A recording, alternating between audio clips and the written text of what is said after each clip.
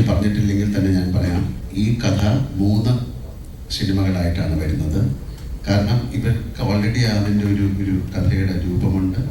Characters ഇങ്ങനെ if you can touch me I'm ice cold now. I don't know what I'm speaking. Absolute fangirl moment. അപ്പോൾ Abraham ഖുറേഷിനെ കാണാൻ, Stephen നെടുമുള്ളിനെ നമ്മൾ കാണാനായിട്ട് ഏകദേശം മണിക്കൂറുകൾ മാത്രം ബാക്കി നിൽക്കുമ്പോൾ എല്ലാവരോടും എന്താണ് ലാലേട്ടനെ പറയാനുള്ളത്? ഓറ്റി. ഗുഡ് ഈവനിങ് എല്ലാവർക്കും. ഒരു വാം വെൽക്കം.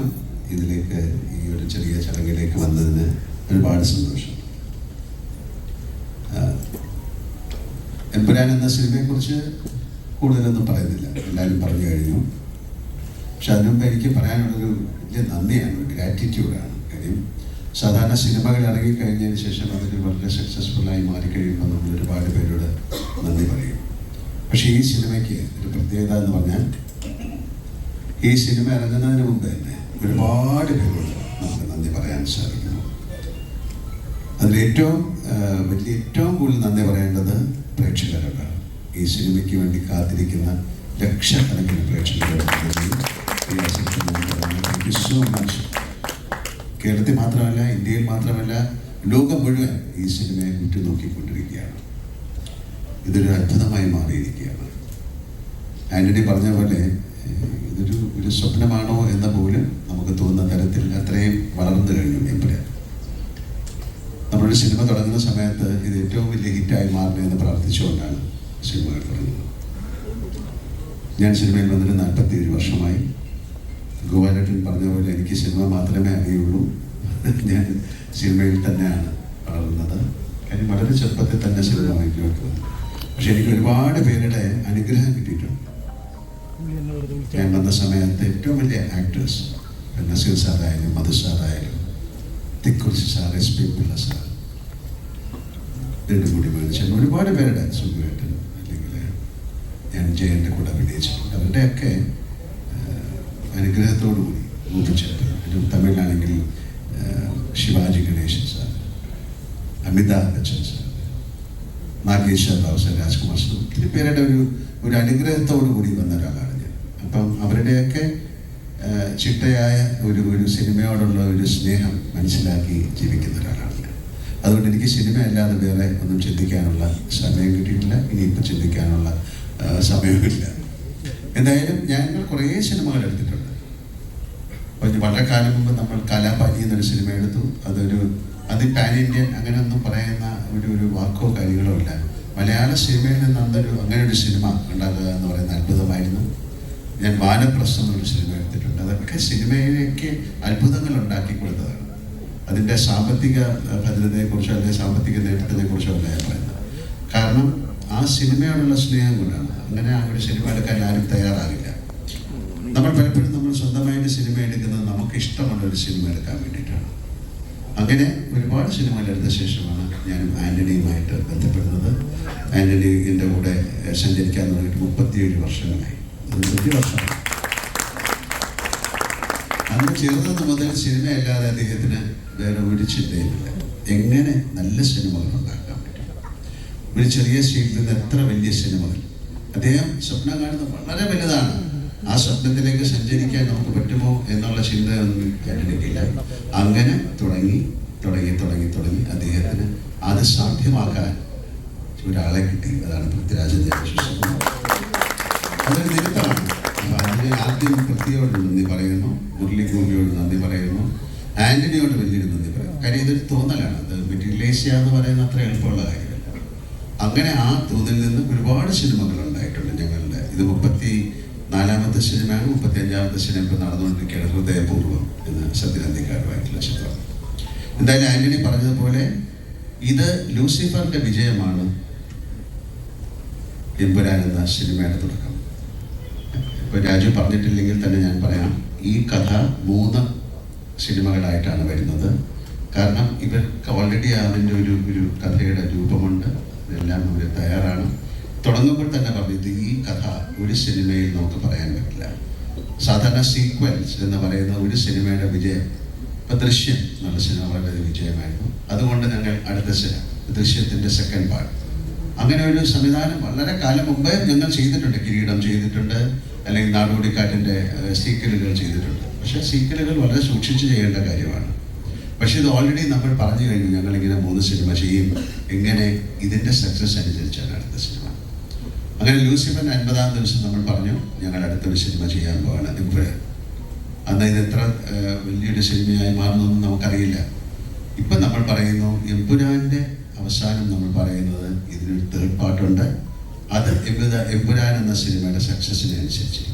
കാര്യം അത് ഇതിലും വലിയൊരു സിനിമയായിട്ട് മാറാൻ സാധ്യതയുള്ള സിനിമയാണ്. അങ്ങനെ സംഭവിക്കട്ടെ. എന്തായാലും ഈ സിനിമയുടെ ഒരു 2 വർഷത്തെ പൃഥ്വിരാജ് സിനിമകൾ മാറ്റിവെച്ച്, അഭിനയം മാറ്റിവെച്ച്, അദ്ദേഹത്തിന് ചെറിയൊരു ആക്സിഡൻ്റ് ഉണ്ടായി. എല്ലാം കണക്കിലെടുത്തുകൊണ്ട് ഞാൻ പറയാതെ 2 വർഷം ഈ സിനിമയ്ക്ക് വേണ്ടി ലൊക്കേഷനുകൾ അന്വേഷിച്ചായിരുന്നു. അതിൻ്റെ കൂടെ സഞ്ചരിച്ച ഒരുപാട് പേർക്ക് നന്ദി പറയാൻ ഈ അവസരം ഞാൻ ഉപയോഗിക്കുകയാണ്. അദ്ദേഹത്തിൻ്റെ കൂടെ സഞ്ചരിച്ച് ഈ ലൊക്കേഷൻ കണ്ടുപിടിക്കാനായിട്ട് നടന്ന അദ്ദേഹത്തിൻ്റെ കൂടെ വർക്ക് ചെയ്യുന്ന ആൾക്കാർ, അദ്ദേഹത്തിൻ്റെ എൻ്റെ ഈ ആൻ്റണിക്ക് വേണ്ടി ചെയ്തിരിക്കുന്ന അല്ലെങ്കിൽ ആൻ്റണിക്ക് വേണ്ടി സപ്പോർട്ട് ചെയ്ത സുരേഷ് ബാലാജി, ജോർജി എന്ന് പറയുന്ന അവരെയൊക്കെ ഞാൻ ഈ സമയം ഓർക്കുകയാണ്. കാര്യം വളരെ ഇന്ത്യയിൽ മുഴുവൻ പല സ്റ്റേറ്റുകളിലും ഇത് വിദേശ രാജ്യങ്ങൾ USA, UK, ദുബായ് ഒരുപാട് സ്ഥലങ്ങളിൽ പോയി ഷൂട്ട് ചെയ്തൊരു സിനിമയാണ്. കാരണം ആ സിനിമയ്ക്ക് അത്രയും അങ്ങനെ ചെയ്താലേ ഈ സിനിമ നന്നാവുള്ളൂ, അതനുസരിച്ചാണ് ഞങ്ങൾ സിനിമ ചെയ്തിരിക്കുന്നത്. പലരും ചോദിക്കും ഈ സിനിമയുടെ ബഡ്ജറ്റ് എന്താണ്, ഞങ്ങൾ പറയുന്നില്ല. കാര്യം ആ സിനിമയുടെ ബഡ്ജറ്റ് അതിൻ്റെ മേക്കിങ്ങിലാണ്, അല്ലാതെ ഇത്ര രൂപയ്ക്ക് ഈ സിനിമ എടുത്തു എന്ന് പറഞ്ഞാൽ വലിയ സിനിമയായില്ല. ഇപ്പോൾ 1000 കോടി മുടക്കിയിട്ടൊരു സിനിമ എടുത്തിട്ട് അത് സക്സസ്ഫുൾ ആയില്ലെങ്കിൽ അതുകൊണ്ടാണ് ബഡ്ജറ്റ് എന്ന് പറയുന്നതല്ല, ഞങ്ങൾ എങ്ങനെ ചെലവഴിച്ചു എന്നുള്ളതാണ്. അപ്പോൾ ഈ സിനിമ കണ്ടിട്ട് നിങ്ങൾക്ക് തീരുമാനിക്കാം ഈ സിനിമയുടെ ബഡ്ജറ്റ് എന്തായിരിക്കുന്നു. കാര്യം വട്ടവർ നമ്മൾ ആ സ്പെൻഡ് ചെയ്തതെല്ലാം ആ സിനിമയിൽ നിങ്ങൾക്ക് കാണാൻ സാധിക്കും. അത്തരം കാര്യങ്ങൾ ആ സിനിമയ്ക്ക് ആവശ്യമുണ്ടായിരുന്നു. ഞങ്ങൾ മുന്നോട്ട് പോകുന്ന സമയത്ത് ഞങ്ങൾക്ക് ചില തടസ്സങ്ങളുണ്ടായി. അതൊരു പ്രത്യേക സമയത്താണ് ആ തടസ്സങ്ങളുണ്ടായത്. ഗോപാലേട്ടൻ എനിക്ക് ഏതാണ്ട് 45 വർഷമായിട്ട് അറിയാം അദ്ദേഹത്തെ. ഞങ്ങൾ മദ്രാസിൽ അന്നും എന്നെ കാണുമ്പോഴുള്ള അതേ ആ സ്നേഹം തന്നെയാണ് ഈ 45 വർഷം കഴിഞ്ഞിട്ട് അദ്ദേഹം ഇപ്പം കാണുമ്പോഴും അതേ ഇതിനൊരു മനസ്സിലാണ് ഒരു സിനിമയെ സഹായിക്കാൻ. ഒരു ഗോപാലേട്ടൻ നമ്മൾ വിളിച്ച് ഗോപാലേട്ടൻ ഇങ്ങനെ ഒരു പ്രോബ്ലം ഉണ്ടെന്ന് പറയുന്ന സമയത്ത് അയ്യോ അങ്ങനെ അത് ഞാൻ കുറച്ച് കഷ്ടമാണ് പിന്നെ ചിന്തിക്കാം, അങ്ങനെയല്ല അദ്ദേഹം പറഞ്ഞത്. അദ്ദേഹം ഒരു നല്ല സിനിമ നിന്ന് പോകരുത് എന്ന് പറഞ്ഞിട്ടാണ്. ഇതിലൂടെ അദ്ദേഹം എത്രയോ പ്രാവശ്യം നമുക്കൊരു സിനിമ ചെയ്യണമെന്ന് പറഞ്ഞിരുന്നു, അത് സാധിച്ചില്ല. പല കാരണങ്ങളുകൊണ്ടാണ്. പിന്നെ സിനിമ എന്ന് പറയുന്ന ഒരു നിമിത്തമായിട്ട് ഞാൻ വിശ്വസിക്കുന്നു. ഇങ്ങനെ ഒരു സിനിമ ചെയ്യാൻ വേണ്ടിയിട്ടാണ് ഗോപാലേട്ടൻ ഞങ്ങൾ കാത്തിരുന്നത്. നമുക്ക് എടുത്തു പറയേണ്ട വേറെ നന്ദി പറയേണ്ട മിസ്റ്റർ കൃഷ്ണമൂർത്തിയോടാണ്. തീർച്ചയായിട്ടും വളരെയധികം ഞാൻ ചോദിച്ചിട്ടുണ്ട്. കാര്യം ഒരു സിനിമ ഇത്രയും ആഘോഷിക്കപ്പെടുന്നത് അപൂർവമായിട്ടാണ്. ഇനി ഇങ്ങനൊരു സിനിമ ഉണ്ടാകുമോ എന്ന് എനിക്കറിയില്ല. ഇത് ഇന്ത്യയിൽ മാത്രമല്ല, എല്ലാവർക്കും ഇതൊരു എന്താണെന്ന് മനസ്സിലാകാത്ത തരത്തിൽ. ഇത് ഞാൻ ബാംഗ്ലൂരിൽ നിന്നാണ് വരുന്നത്. 1350 സ്ക്രീനുകളിലാണ് ഈ സിനിമ അവിടെ കളിക്കുന്നത്. നമുക്ക് വിശ്വസിക്കാൻ പറ്റില്ല. അപ്പോൾ ഇത് വരുമ്പോൾ മിഡിൽ ഈസ്റ്റ് UAE-യിലത് 1000 ഒന്നുമല്ല, എത്രയാണ് ആന്റണി? 1000 നമ്പർ പറയാൻ നമുക്ക് പറ്റുന്നില്ല, അത്രയും. അതുപോലെ ജർമ്മനിയിൽ എന്തായാലും ഇങ്ങനെ ഒരു വലിയ സിനിമ ഇതൊരു നിമിത്തമാണ്. ഇത് സംഭവിക്കേണ്ടതായിരിക്കും. അല്ലെങ്കിൽ നാളെ കഴിഞ്ഞിട്ട് ഈ സിനിമയുടെ കാര്യം എനിക്ക് പറയാൻ പറ്റുള്ളൂ. We created something big and we are presenting it you. ഞങ്ങളൊരു കാര്യം ഉണ്ടാക്കി, അത് ഞങ്ങൾ നിങ്ങൾക്ക് തരുന്നു. ഇതൊരു എൻ്റർടൈനർ ആണ്. ഒരു എൻ്റർടൈൻമെൻറ്റ് ഉണ്ടാക്കുക എന്ന് പറയുന്നതാണ് ഏറ്റവും വലിയ പ്രയാസം. നമ്മൾ ഈ സിനിമ കണ്ടിട്ട് നിങ്ങൾക്ക് ഇതിൽ കലാമൂല്യം എന്താണ് എന്ന് ചോദിച്ചു കഴിഞ്ഞാൽ ആ സിനിമയുടെ മേക്കിംഗ് ആണ് അതിൻ്റെ കലാമൂല്യം. നിങ്ങൾക്ക് ആ സിനിമ കണ്ടുകൊണ്ടിരിക്കുന്നതാണ് അതിൻ്റെ കലാമൂല്യം. അത്തരത്തിൽ വളരെയധികം എന്താണ് വിയർപ്പും രക്തവും ഒക്കെ ഒഴുക്കി ഉണ്ടാക്കിയൊരു സിനിമയാണ്. ആ സിനിമ നന്നാകട്ടെ എന്ന് ഞാൻ പ്രാർത്ഥിക്കുന്നു. കാര്യം അതിൻ്റെ പുറകിൽ ഒരുപാട് പേരുടെ പ്രാർത്ഥനയുണ്ട്. രാജു പറഞ്ഞ പോലെ ആ സിനിമയ്ക്ക് വേണ്ടി ഒരു ഗ്ലാസ് വെള്ളം ഞങ്ങൾക്ക് കൊണ്ടുതരുന്ന ഒരു പയ്യൻ പോലെ എന്നെ കാണുമ്പോൾ ചോദിക്കും, സാറേ സിനിമ എന്തായി?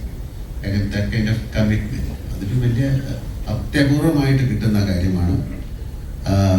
പിന്നെ പെട്ടെന്നൊരു കാര്യം കൂടെ പറയുന്നത്, ഇതൊരു ഒരു എന്താണ് ഒരു വലിയ പ്ലാറ്റ്ഫോമാണ്. ഇങ്ങനെയും സിനിമ നമുക്ക് ചെയ്യാൻ സാധിക്കും. മലയാളത്തിൽ എല്ലാവരും ചോദിക്കും മലയാളത്തിൽ നിന്ന് ഇങ്ങനെ ഒരു സിനിമ. ഞാൻ പറഞ്ഞൊരു ബാഹുബലി, ആ ബാഹുബലി കൊണ്ടാണ് ഒരു ലോകം മുഴുവൻ തെലുങ്ക് സിനിമയെ വളരെയധികം സ്വീകാര്യത നേടിയത്.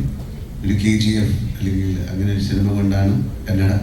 അതുപോലെ പിൽക്കാലത്ത് ഇനി വരുന്ന കാലത്ത് മലയാള സിനിമ ഏറ്റവും കൂടുതൽ അറിയപ്പെടാൻ പോകുന്നത് എമ്പുരാൻ വഴിയാണ്.